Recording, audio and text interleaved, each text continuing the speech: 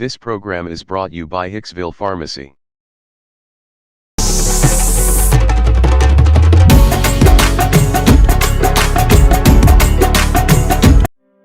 ਇਹ ਚੁੱਪ ਹੀ ਚੰਗੀ ਸੀ, ਇਹ ਬੋਲਣ ਕਿਵੇਂ ਲੱਗ ਗਈ।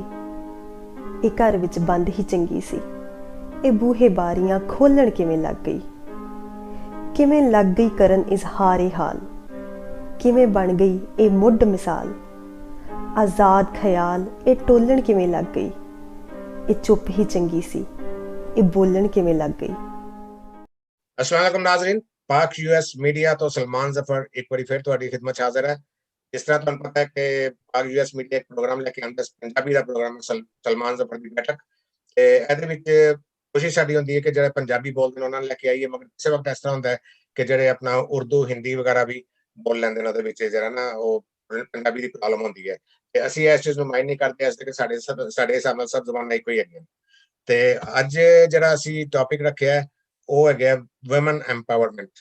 ਜਿਹਦੇ ਜਿਸ ਤਰ੍ਹਾਂ ਕਿ ਪਤਾ ਤੁਹਾਨੂੰ ਕਿ ਆਤਮਾ ਸੋਚ ਹੈਗੀ ਹੈ ਦੁਨੀਆ ਦੇ ਵਿੱਚ ਕਿ ਔਰਤ ਜਿਹੜੀ ਹੈਗੀ ਹੈ ਮਰਦ ਦੇ ਬਰਾਬਰ ਨਹੀਂ ਹੋ ਸਕਦੀ, ਤੇ ਐਸੇ ਤਰ੍ਹਾਂ ਸਾਰੀਆਂ ਚੀਜ਼ਾਂ, ਮਤਲਬ ਕਿ ਔਰਤ ਜਿਹੜੀ ਕੰਮ ਨਹੀਂ ਕਰ ਸਕਦੀ, ਇਹ ਨਹੀਂ ਕਰ ਸਕਦੀ, ਕਈ ਚੀਜ਼ਾਂ ਉਹਦੇ ਵਿੱਚ ਹੈਗੀਆਂ।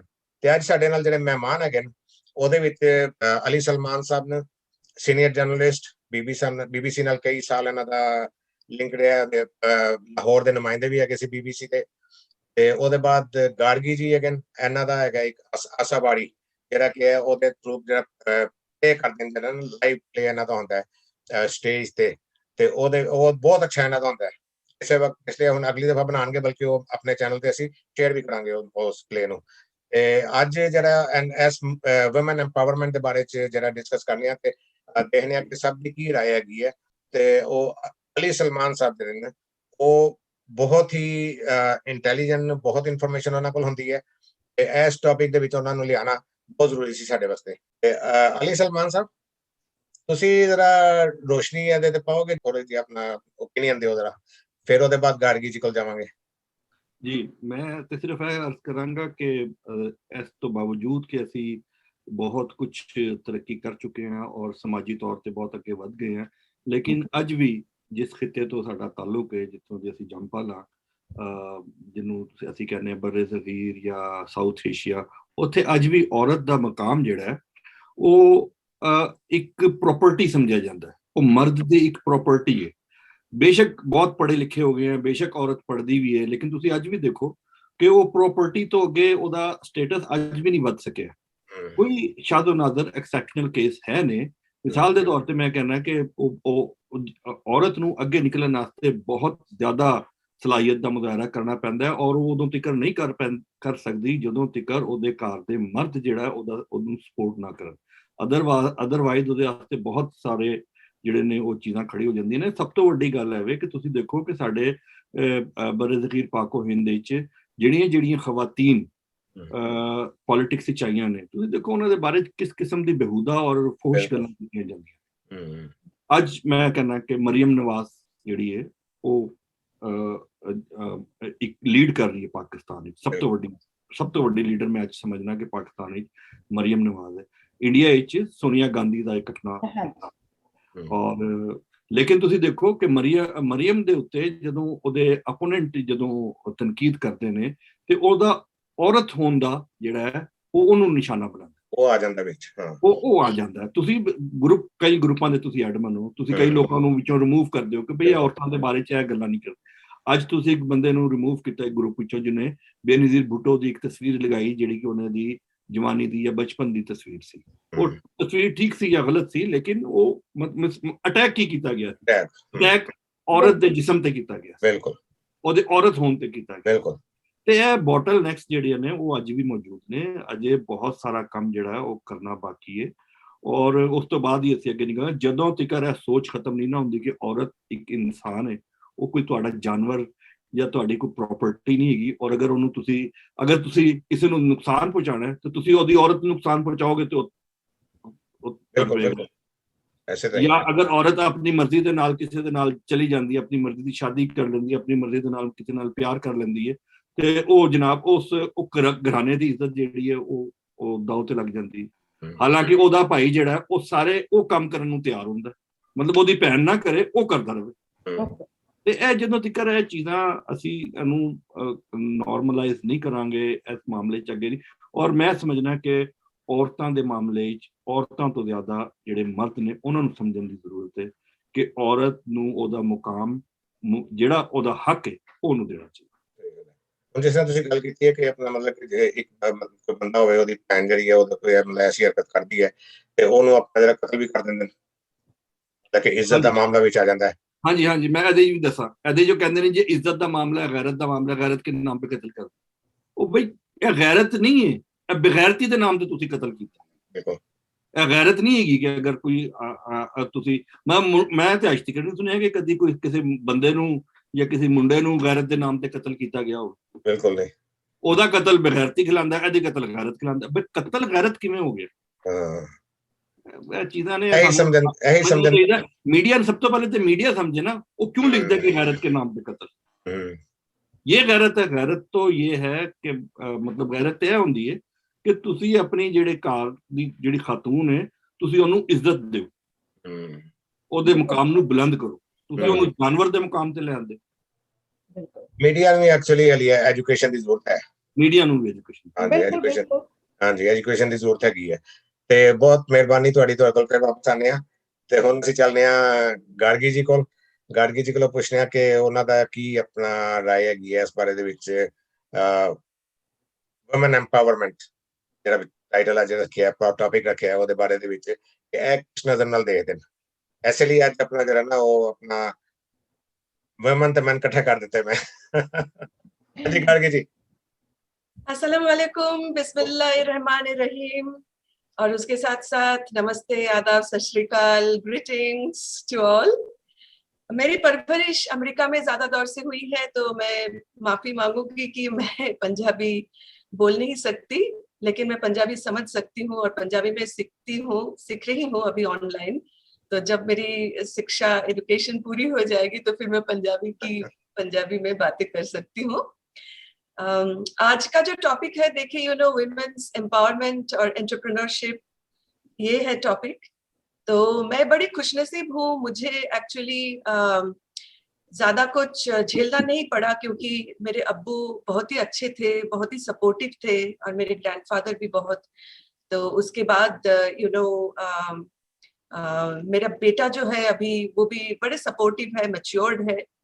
तो मेरे बहुत सारे दोस्त हैं जो मुझे बहुत सपोर्ट करते हैं, प्यार करते हैं, और मुझे प्लेटफॉर्म दिए हैं और मेरे साथ है। तो इसके बारे में कोई शिकायत नहीं दैट कि मुझे अच्छी प्लेटफॉर्म नहीं मिली या तो बंदों से मुझे सपोर्ट नहीं मिला, ऐसे कोई बात नहीं है। देखिए, वुमेन्स एम्पावरमेंट एक ऐसे बात है जो जज्बा, जुनून, हौसला, हिम्मत से जुड़ा हुआ है, ठीक है। तो सब ख्वातीन मेरे माफिक खुशनसीब नहीं होते हैं, वो लड़ते हैं, लड़ते आए हैं, और उनको एकदम बेड ऑफ रोजेस नहीं मिली है, ठीक है। गुलाब के पंखुड़ियों से भरा हुआ बिस्तर उनको नहीं मिला है, रेड कारपेट ट्रीटमेंट नहीं मिली है। तो अपने हौसला, हिम्मत, जुनून, जज्बा को कायम रख के उन्होंने बहुत सारे काम, अचीवमेंट जितना उनको हो पाया उन्होंने किए। मैं देखिए मेरे कोई रोल मॉडल्स है विमेन में, ठीक है। तो अगर पॉलिटिक्स को समझा जाए तो इंदिरा गांधी, बेनजीर भुट्टो साहिबा, मार्गरेट थैचर, जैसे कि आपने कहा सलमान जफर साहब जिनको आयरन लेडी बोला जाता था, जशिंदा अर्डर्न और शेख हसीना बांग्लादेश की जो अभी भी प्राइम मिनिस्टर है बांग्लादेश की।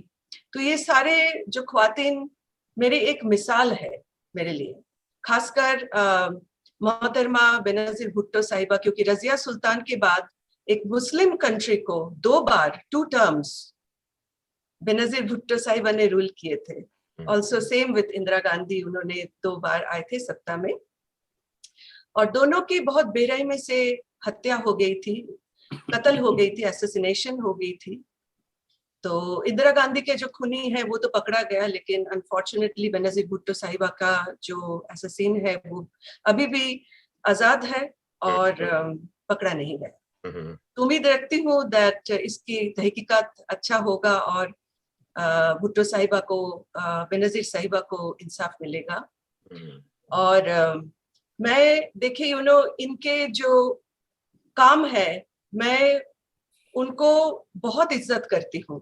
ये जो ख्वातीनों के बारे में मैंने जो आपको मेंशन किया, तो और भी बहुत सारे हैं एंटरटेनमेंट इंडस्ट्री में, खाना खजाना में, फैशन इंडस्ट्री में बहुत सारे हैं जो ख्वातीन है और जो सीईओ है कोई एक कंपनी की, तो उनको देख के मैं बहुत इंस्पायर्ड फील करती हूँ।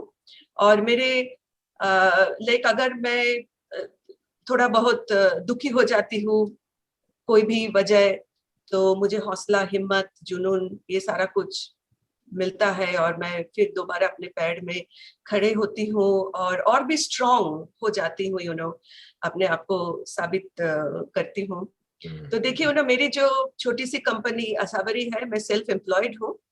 तो अभी इस साल हमने 1997 से शुरू की थी, तो इस साल हमारी 24 एनिवर्सरी है और अगले साल मेरी सिल्वर जुबिली होगी 2022 में, जो मेरे लिए एक बहुत बड़ा और बढ़िया एक कुछ है। मैं तो देखिए एक छोटी आदमी हूँ और मेरा खुद का जितना एफर्ट, मैं बहुत मेहनती हूँ, कड़ा मेहनत करती हूँ। मैंने मास्टर्स इन कंप्यूटर साइंस हासिल की और मेरी बेटी सृष्टि अभी हाल ही में उसकी ग्रेजुएशन हुई है, तो उसने बहुत बढ़िया ग्रेजुएशन हासिल की है फ्रॉम डार्टमूथ कॉलेज जो आईवी लीग है। तो आउट ऑफ 4.2 उसको 3.9 ग्रेड पॉइंट एवरेज मिली है, जो कि मेरी 3.8 मिली थी। कांग्रेचुलेशंस। मैं अभी ये मेंशन करने लगा था मगर आपने खुद ही बता दिए। थैंक यू जी। तो मैंने सृष्टि को डांस, संगीत, तो ये सारा कुछ भी सिखाए, स्पोर्ट्स में भी वो माहिर है। तो आई ऑलवेज बिलीव कि चैरिटी बिगिंस एट होम। देखिए मेरा जो मालूमात, मैंने सिर्फ और सिर्फ किताबी नहीं करना चाहती हूँ। मैं काम से मतलब रखती हूँ, काम से यकीन करती हूँ, लफ्जों में कम और कम से ज्यादा यकीन रखती हूँ। तो इसीलिए मैं अपने बेटी को, अपने बेटा को, अपने घर को, और एक बात हमें बिल्कुल औरतों के बारे में, ख्वातीनों के बारे में मद्देनजर रखना चाहिए। देखिए एक औरत इतना अच्छा घर संभालती है, ठीक है ना, अपने घर को, अपने फैमिली को बहुत अच्छी संभालती है। तो एक जो वतन है वो थोड़ा सा बड़ा साइज घर है, तो एक ख्वातीन जो अपने छोटा घर को संभाल सकती है, तो बड़ा घर जो है वो भी संभाल तो रही है, संभाल सकती है। तो मैं उम्मीद करती हूँ हमारे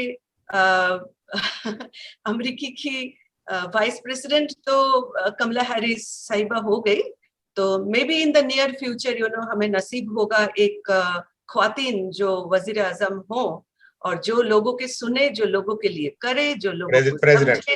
हाँ जी, एज अ वजीर आजम, और जो लोगों के साथ रहे।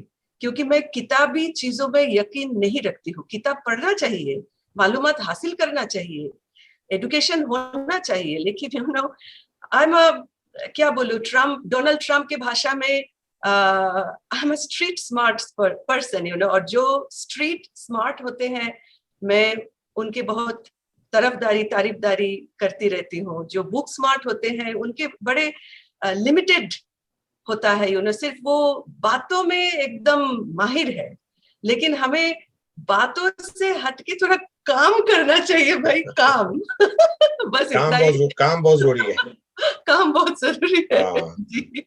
आप वैसे आज मतलब बड़ी अच्छी कॉपी आपने की बेनजीर भुट्टो की, जो है ना, वो सारा बसर पे अपना स्कार्फ वगैरह लेके, तो बड़ा अच्छी लग रही है इसमें, जो है ना आप। थैंक यू जी। देखिए ये बहुत एक बड़ी बात है। मैं तो देखिए अम्मी के तरफ से मैं कश्मीरी हूँ, अब्बू के तरफ से मैं हिंदू ब्राह्मण इंडियन हूँ, हिंदुस्तानी हूँ।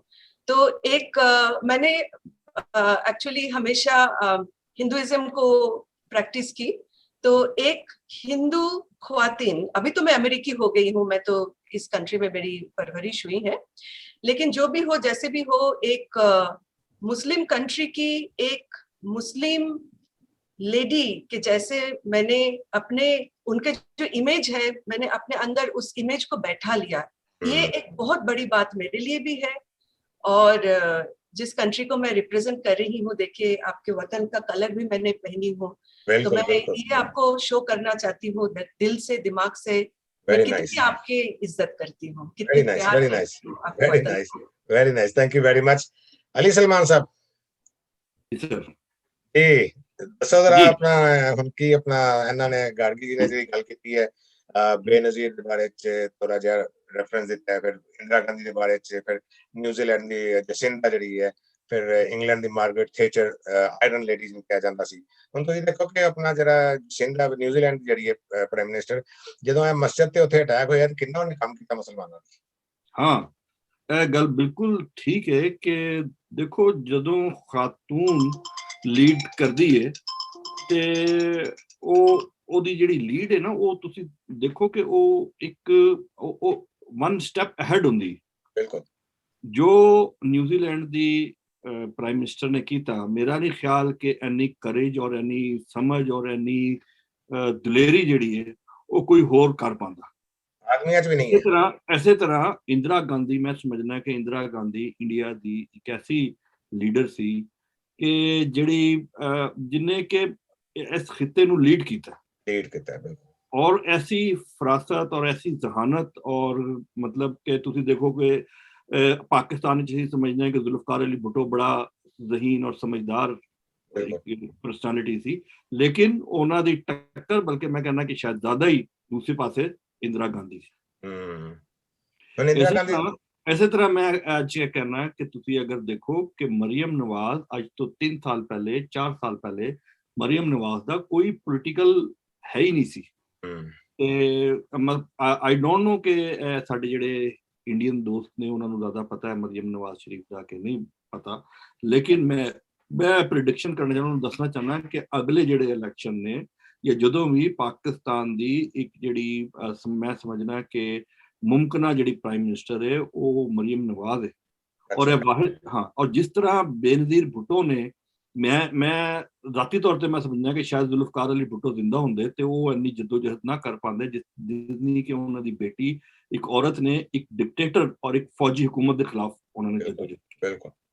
ਔਰ ਇਸੇ ਤਰ੍ਹਾਂ ਮਰੀਮ ਨਵਾਜ਼ ਪਾਕਿਸਤਾਨ ਦੀ ਉਹ ਵਾਹਿਦ ਲੀਡਰ ਹੈ ਕਿ ਜਿਹਨੂੰ ਅਸੀਂ ਮੁਸਲਸਲ ਬੜੇ ਪੂਰੀ ਪਾਕਿਸਤਾਨੀ ਕੌਮ ਉਹਨੂੰ ਬੜੀ ਮਾਈਨਿਊਟਲੀ ਦੇਖ ਰਹੀ ਹੈ ਕਿ ਉਹ ਕਿਸੇ ਜਗ੍ਹਾ ਤੇ ਇਹ ਲੱਗੇ ਕਿ ਸ਼ਾਇਦ ਫੌਜ ਦੇ ਨਾਲ ਐਸਟੈਬਲਿਸ਼ਮੈਂਟ ਦੇ ਨਾਲ ਕੋਈ ਗੱਠਜੋੜ ਕਰਨਾ ਚਾਹੁੰਦੀ। ਉਹ ਕਿਸੇ ਜਗ੍ਹਾ ਤੇ ਵੀ ਨਹੀਂ ਲਿਫੀ, ਕਿਸੇ ਜਗ੍ਹਾ ਤੇ ਵੀ ਉਹਨੇ ਲਚਕ ਨਹੀਂ ਦਿਖਾਈ ਔਰ ਉਹ ਆਪਣਾ ਇੱਕ ਸਟਾਂਸ ਜਮਹੂਰੀਅਤ ਦੇ ਬਾਰੇ, ਡੈਮੋਕ੍ਰੇਸੀ ਦੇ ਬਾਰੇ ਚ ਉਹਨੇ ਖੜੇ ਹੋ ਕੇ ਗੱਲ ਕੀਤੀ। ਔਰ ਮੈਂ ਸਮਝਣਾ ਕਿ ਅੱਜ ਜਿਹੜੀ ਡਿਕਟੇਟਰਸ਼ਿਪ ਦੇ ਖਿਲਾਫ ਇੱਕ ਜਦੋਜਹਿਦ ਚੱਲ ਰਹੀ ਹੈ ਉਹਦੀ ਜਿਹੜੀ ਕਿਆਦਤ ਹੈ ਉਹ ਇੱਕ ਔਰਤ ਕਰ ਰਹੀ ਹੈ। ਔਰ ਸਾਨੂੰ ਫਖਰ ਹੈ ਕਿ ਪਾਕਿਸਤਾਨ ਦੀ ਕੌਮ ਦੇ ਕੋਲ ਪਹਿਲੇ ਬੇਨਜ਼ੀਰ ਭੁੱਟੋ ਸੀ, ਹੁਣ ਮਰੀਮ ਨਵਾਜ਼ ਹੈ ਔਰ ਮਜ਼ੀਦ ਜਿਹੜੇ ਕੋ ਅਸੀਂ ਦੇਖਦੇ ਹਾਂ ਕਿ ਉਹ ਅੱਗੇ ਆ ਗਈ।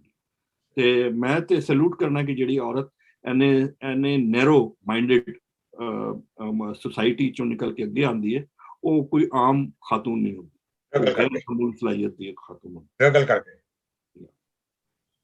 ਹਾਂਜੀ ਸਟਰਗਲ ਜਿਹੜੀ ਹੈ ਨਾ, ਸਟਰਗਲ ਬਹੁਤ ਆਪਣਾ ਜਿਹੜਾ ਨਾ ਇਹਦੀ ਆਪਣਾ ਜ਼ਰੂਰਤ ਵੀ ਹੁੰਦੀ ਹੈ ਉਹ ਕਰਦੇ ਵੀ ਨੇ।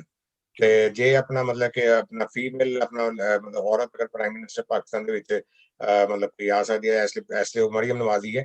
ਤੇ ਆਪਣਾ ਜੇ ਆਪਣਾ ਦੂਸਰੀ ਸਾਈਡ ਤੇ ਅਗਰ ਦੇਖੀਏ ਤੇ ਫਿਰ ਉਹ ਆਪਣਾ ਉਹਦੇ ਆਪਣਾ ਨਾਲ ਬਿਲਾਵਲ ਭੁੱਟੋ ਵੀ ਹੈ ਤੇ ਹੋਰ ਆਪਣਾ ਜਿਹੜਾ ਕੋਈ ਐਸੇ ਤੇ ਨਜ਼ਰ ਨਹੀਂ ਆਉਂਦੇ। ਮਗਰ ਇਹ ਕਿ ਇੰਦਰਾ ਗਾਂਧੀ ਦਾ ਜਿਹੜਾ ਨਾ ਬਹੁਤ ਅੱਛੀ ਰਹੀ ਹੈ ਔਰ ਉਹਨੇ ਵੀ ਬਹੁਤ ਮਤਲਬ ਕਿ ਉਹਨੂੰ ਵੀ ਮੈਂ ਆਇਰਨ ਲੇਡੀ ਵੀ ਕਹਿ ਸਕਣਾ। ਮਗਰ ਇਹ ਕਿ ਉਹ ਦੋਸਤੀ ਬਹੁਤ ਅੱਛੀ ਪਸੰਦ ਕਰਦੀ ਸੀ, ਮਤਲਬ ਪਾਕਿਸਤਾਨ ਨਾਲ ਵੀ ਮਤਲਬ ਕਿ ਜਿਹੜਾ ਨਾ ਦੋਸਤਾਨਾ ਮਾਹੌਲ ਦੇ ਵਿੱਚ ਰਹਿਣਾ ਚਾਹੁੰਦੀ ਸੀ ਔਰ ਰਹੀ ਵੀ ਹੈ ਜ਼ਿਆਦਾ ਹਮੇਸ਼ਾ ਤਕਰੀਬਨ, ਮੇਰਾ ਖਿਆਲ ਹੈ ਅਗਰ ਮੈਂ ਗਲਤ ਨਹੀਂ ਹਾਂ। ਸਿਰਫ ਇੱਕ ਗਲਤੀ ਜਿਹੜੀ ਉਹਦੀ ਹੈਗੀ ਸੀ ਕਿ ਉਹ ਜਿਹੜੀ ਆਪਣਾ ਉਹ ਸਿੱਖਾਂ ਦੇ ਨਾਲ ਜਿਹੜਾ ਨਾ ਉਹਨਾਂ ਨਾਲ ਜਿਹੜਾ ਇਹਨੇ ਆਪਣਾ ਥੋੜਾ ਜਿਹਾ ਕਰ ਲਿਆ ਸੀ, ਉਹਦੀ ਵਜ੍ਹਾ ਨਾਲ ਪ੍ਰੋਬਲਮ ਕਰ ਗਈ ਸੀ। ਉਸ ਤਰ੍ਹਾਂ ਦੇ ਵੈਸੇ ਠੀਕ ਸੀ ਮੇਰਾ ਖਿਆਲ ਜੀ। ਦੇਖੋ ਤੁਸੀਂ ਦੇਖੋ ਕਿ ਜਿੰਨੀ ਖਵਾਤੀਨ ਨੇ ਇਹਨਾਂ ਦੇ ਜਿਹੜੇ ਫੈਸਲਾ ਕਰਨ ਦੀ ਤਾਕਤ ਔਰ ਕੂਵਤ ਹੈ ਉਹ ਤੁਸੀਂ ਦੇਖੋ ਕਿੰਨੀ ਲਾਜਵਾਬ ਹੈ। ਬਿਲਕੁਲ। ਔਰ ਇਹਨਾਂ ਦੇ ਜਿਹੜੇ ਅਸਾਬ ਨੇ ਉਹ ਕਿਸ ਤਰ੍ਹਾਂ ਦੇ, ਮੈਂ ਜਿਹਨੂੰ ਕਹਿੰਦੇ ਨੇ ਕਿ ਆਹਨੀ ਅਸਾਬ, ਹੁਣ ਮੈਨੂੰ ਉਹਦਾ ਪੰਜਾਬੀ ਨਹੀਂ ਆ ਰਹੀ ਆਹਨੀ ਅਸਾਬ ਦੀ, ਲੇਕਿਨ ਇਹ ਵੇ ਕਿ ਤੇ ਲੇਕਿਨ ਇਹ ਵੇ ਕਿ ਆਇਰਨ ਮੇਰੇ ਮਤਲਬ ਹੈ ਕਿ ਬੇਨਜ਼ੀਰ ਭੁੱਟੋ ਦੇਖੋ ਔਰ ਦੇਖੋ ਕਿ ਇੰਦਰਾ ਗਾਂਧੀ ਕਿਸ ਤਰੀਕੇ ਨਾਲ ਔਰ ਕਿੰਨੇ ਬੋਲਡ ਫੈਸਲੇ ਲੈਂਦੇ ਔਰ ਆਈ ਸੈਲੂਟ them ਕਿ ਉਹ ਖਾਤੂਨ ਹੋਣ ਤੋਂ ਬਾਵਜੂਦ। ਔਰ ਦੂਸਰੀ ਗੱਲ ਹੈ, ਮੈਂ ਤੁਹਾਨੂੰ ਇੱਕ ਹੋਰ ਦੱਸਾਂ, ਕੋਈ ਔਰਤ औरत ਨੂੰ ਅੱਲਾਹ ਤਾਲਾ ਨੇ ਬਣਾਇਆ ਮੁਹੱਬਤ ਵਾਸਤੇ। ਮੈਂ ਨਹੀਂ ਸਮਝਦਾ ਕਿ ਕੋਈ ਔਰਤ ਜਿਹੜੀ ਹੈ ਉਹ ਚਾਹੇਗੀ ਜੰਗ, ਕਤਲ ਔਰ ਆਪਣੇ ਬੱਚਿਆਂ ਦੇ, ਆਪਣੇ ਮਰਦਾਂ ਦੀ ਜਿਹੜੀ ਹੈ ਨਾ ਉਹ ਮੌਤ ਚਾਹੇਗੀ।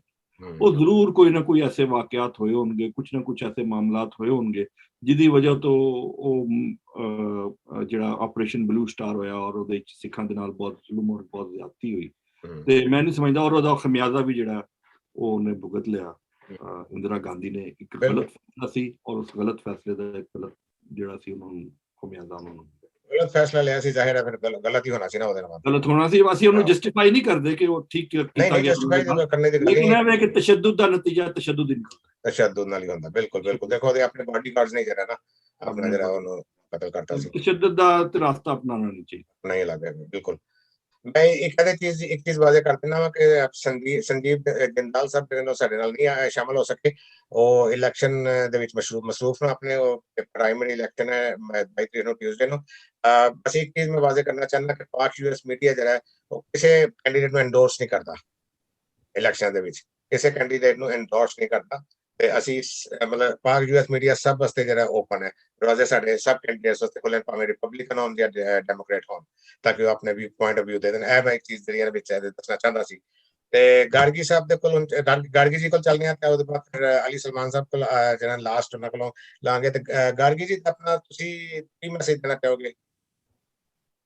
जी, मैं अली सलमान साहब के सुन रही थी। उन्होंने तो मैं क्या बताऊं, बहुत ही उनका मालूमात है। He is a very well educated, well read person, a great journalist of BBC.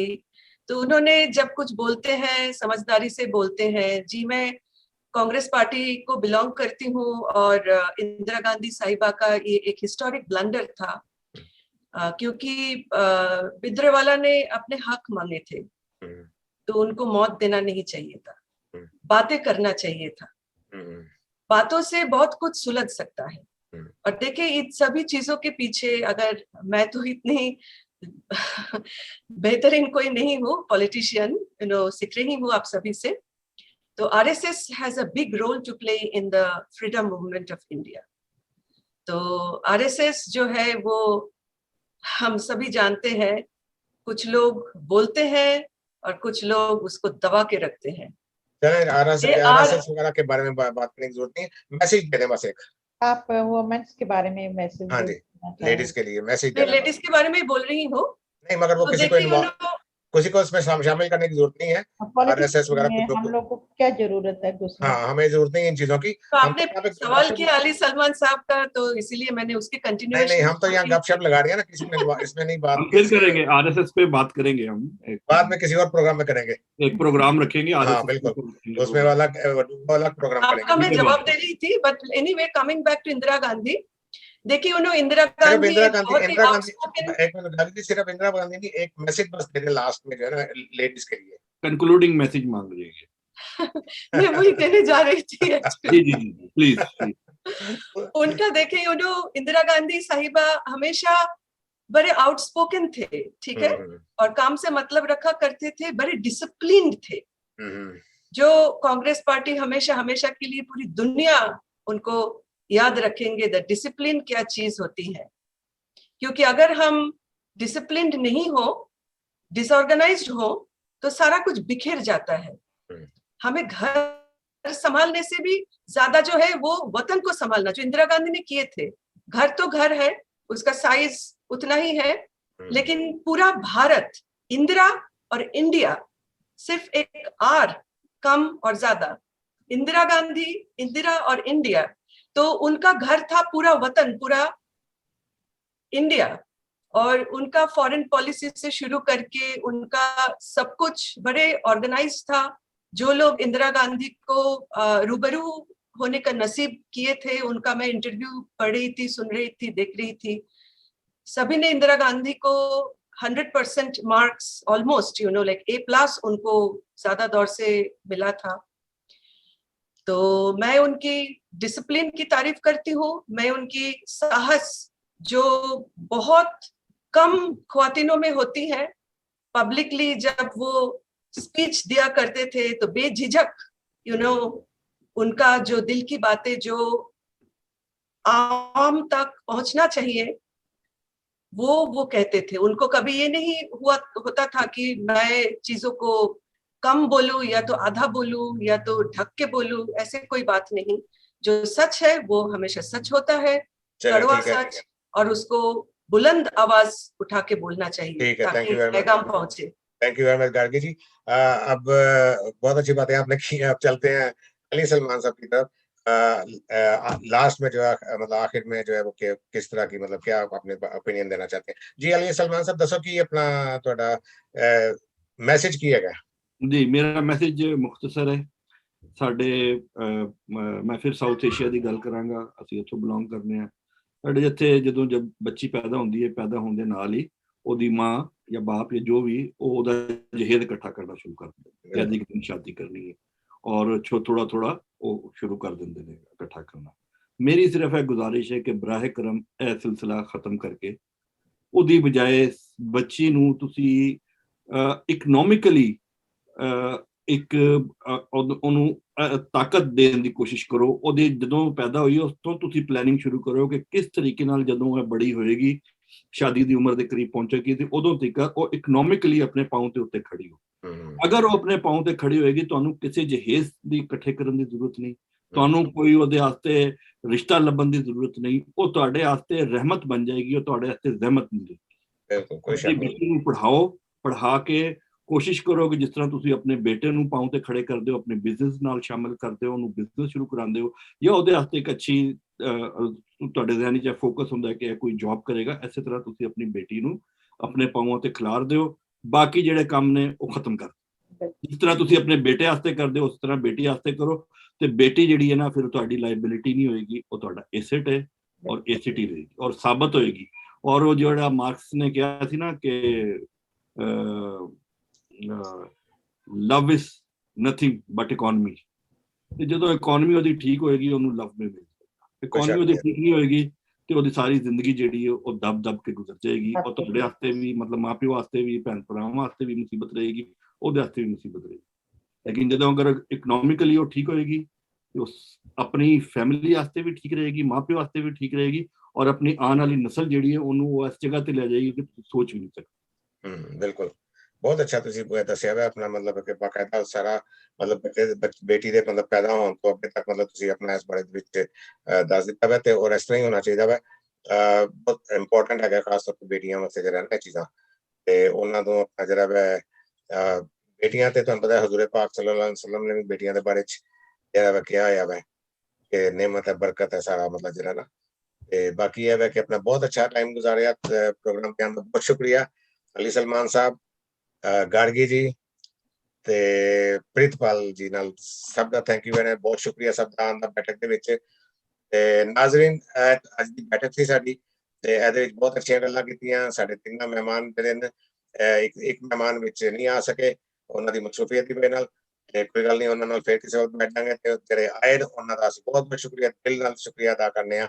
ते बैठक तुसीं प्रोग्राम पाक यूएस मीडिया दे प्रोग्राम देखदे रहो, एनू लाइक करो, शेयर करो, कमेंट करो। कमेंट मनफी कमेंट भी होता है, नेगेटिव कमेंट भी होता है, वो भी चलेगा, इसलिए कि वो मनफी नेगेटिव तो सीधे होगे तो सानू पता चलेगा खामियां की है। हाँ जी, ते थैंक यू वेरी मच, ते बहुत बहुत शुक्रिया तुहाडे आन दा।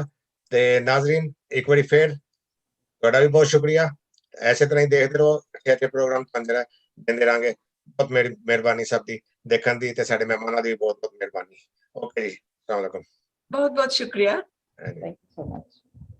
Thank you ji.